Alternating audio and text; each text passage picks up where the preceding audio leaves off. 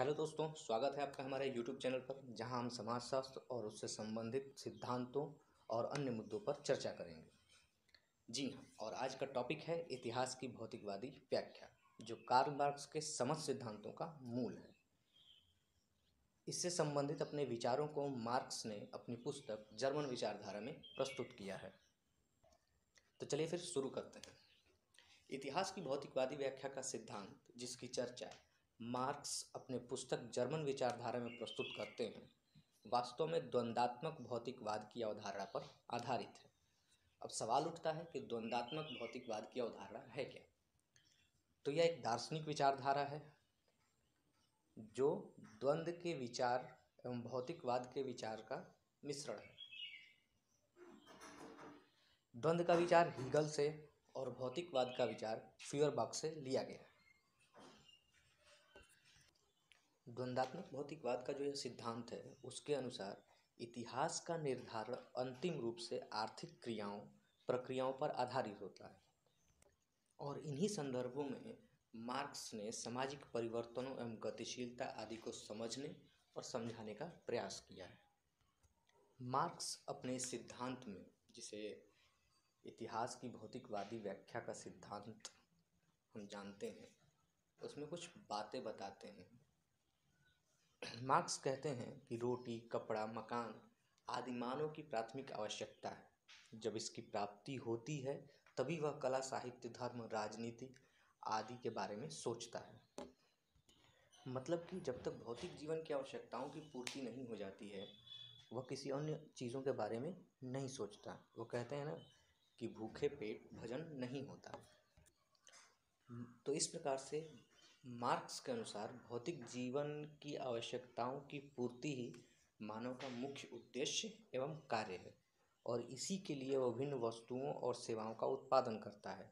और जब उत्पादन की इन प्रक्रियाओं में परिवर्तन होता है तो समाज में भी परिवर्तन होता है, और इस प्रकार से उत्पादन की प्रणाली ही सामाजिक संगठनों एवं संस्थानों को निर्धारित करती है, और इसमें होने वाले परिवर्तन ही ऐतिहासिक परिवर्तनों के लिए उत्तरदायी है।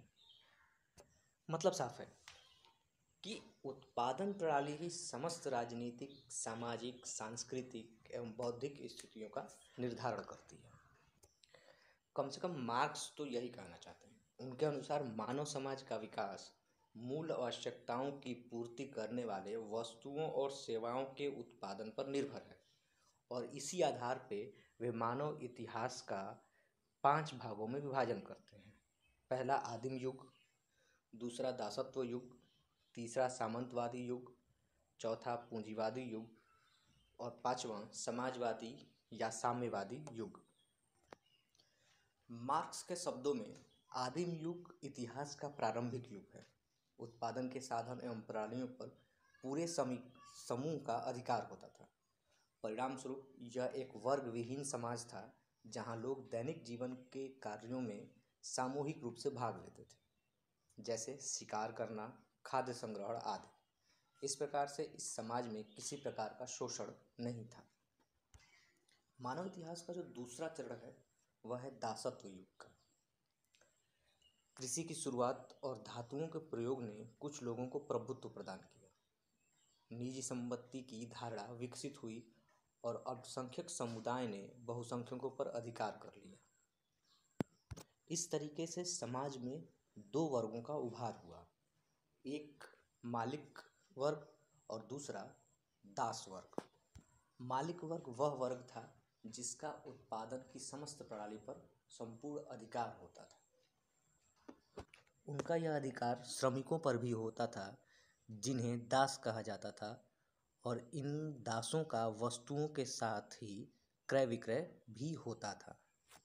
इनकी स्थिति बहुत दयनीय थी। इस प्रकार से दासत्व युग की यह शोषणकारी प्रक्रिया इन वर्गों के मध्य संघर्ष का कारण बनी। तीसरा चरण सामंतवादी युग का है। इस युग में कृषि भूमियों पर बड़े बड़े सामंतों का अधिकार था। श्रमिक कृषक जो भूमिहीन थे, इन्हीं सामंतों के अधीन उनके कृषि भूमियों पर कार्य करते थे। ये कृषक दास नहीं थे, परंतु इन्हें सामंतों के यहाँ बेगार के रूप में कार्य करना पड़ता था। युद्ध में सैनिक के रूप में भाग लेते, बदले में उन्हें निर्वाह योग्य भूमि प्राप्त होती। इस काल में निजी संपत्ति की धारणा और मजबूत हुई और कृषक मजदूरों का शोषण होने लगा। परिणाम स्वरूप कृषकों और सामंतों के मध्य संघर्ष शुरू हो गया। चौथा चरण या युग कह लीजिए वह है पूंजीवादी युग। आधुनिक युग पूंजीवादी युग है। बड़े बड़े मशीनों के आविष्कार के पश्चात औद्योगिकरण की शुरुआत हुई। इन उद्योगों के स्वामी बड़े बड़े पूंजीपति थे। इस प्रकार उत्पादन के साधनों पर पूंजीपति वर्ग का अधिकार हो गया। इन उद्योगों में भूमिहीन मजदूर वेतनभोगी श्रमिक के रूप में कार्य करने लगे।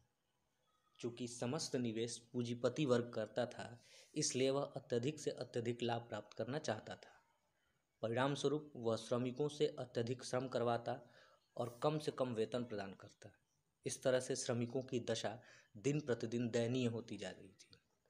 मार्क्स के अनुसार अंततः श्रमिक वर्ग शोषण से तंग आकर विद्रोह करेगा और पूंजीपतियों को उखाड़ फेंकेगा और सर्वहारा वर्ग के अधिनायकत्व की स्थापना होगी और समाजवादी या साम्यवादी युग की शुरुआत होगी। पांचवा और अंतिम चरण है समाजवादी युग। यह पूंजीवादी युग में हुए वर्ग संघर्ष के परिणाम स्वरूप उत्पन्न होगा। इस युग में उत्पादन के साधनों पर राज्य का अधिकार होगा और समाज वर्ग विहीन होगा। वर्ग संघर्ष की समाप्ति हो जाएगी, श्रमिक वर्ग के हाथों में सत्ता होगी और समाज का पुनर्निर्माण होगा। हालांकि बहुत से समाजशास्त्री मार्क्स के इस अवधारणा की आलोचना भी करते हैं। आलोचकों का मानना है कि मार्क्स ने केवल आर्थिक पक्ष पर ध्यान दिया है और उन्होंने भौगोलिक, सामाजिक, सांस्कृतिक पक्षों की अवहेलना की है। उदाहरण के लिए वेबर धर्म को समाज में महत्वपूर्ण भूमिका में देखते हैं। मार्क्स ऐतिहासिक घटनाओं को भी इन्हीं संदर्भों में समझाने का प्रयास करते हैं, जो असंभव है। उदाहरण के लिए प्रथम व द्वितीय विश्व युद्ध का केवल आर्थिक कारक नहीं है। इसी प्रकार से भारत पाक विभाजन, बांग्लादेश के निर्माण आदि के पीछे भी कई अन्य कारक मौजूद हैं। इसी प्रकार से कई समाजशास्त्री इतिहास के विभाजन को भी अनुपयुक्त मानते हैं। उनके अनुसार समाजवादी या साम्यवादी युग सदैव पूंजीवादी युग के पश्चात नहीं होता। उदाहरण के लिए रूस व चीन, जहां समाजवादी या साम्यवादी युग का प्रादुर्भाव सामंतवादी युग के पश्चात होता है, न कि पूंजीवादी युग के बाद। आलोचक वर्गविहीन समाज की अवधारणा को भी अनुपयुक्त मानते हैं। उनके अनुसार सभी समाजों में वर्ग पाए जाते हैं। इन वर्गों में पारस्परिक निर्भरता पाई जाती है, जो समाज में एकता की स्थापना करता है। इस प्रकार से वर्ग सदैव संघर्ष का कारक नहीं है। आलोचक मार्क्स की आलोचना करते हुए कहते हैं कि राजनीतिक शक्ति की प्राप्ति के लिए आर्थिक कारक सदैव आवश्यक नहीं है। इस प्रकार से मार्क्स का यह सिद्धांत मानव इतिहास के विभाजन के केवल आर्थिक पक्षों पर ध्यान केंद्रित करता है। फिर भी यह सिद्धांत सामाजिक परिवर्तनों और गतिशीलता आदि को समझने के लिए एक महत्वपूर्ण उपकरण है, विशेषतः वर्ग संघर्ष का सिद्धांत। धन्यवाद। बाकी की चर्चा हम अपने अगले वीडियोज़ में करेंगे। तब तक के लिए जय हिंद। और हाँ, लाइक या शेयर करें न करें, कमेंट जरूर करें और सुझाव दें ताकि इसे और बेहतर ढंग से आपके सामने प्रस्तुत किया जा सके।